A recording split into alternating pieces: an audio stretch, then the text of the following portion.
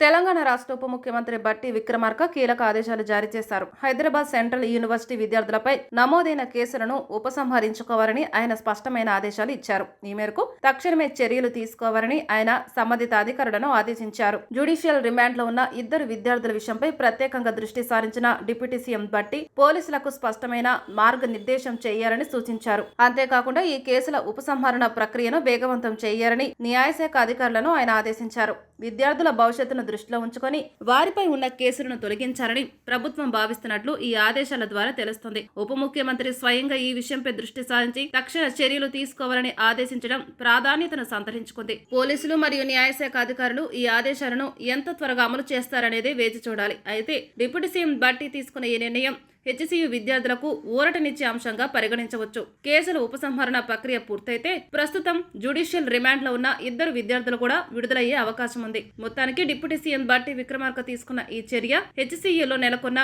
ఉద్రిక్త పరిస్థితులను తగ్గించడంలో సహాయపడుతుందని భావిస్తున్నారు. విద్యార్థులపై ఉన్న కేసులు తొలగిపోతే వారు తిరిగి తమ విద్యాభ్యాసంపై దృష్టి సారించే అవకాశం ఉంటుంది.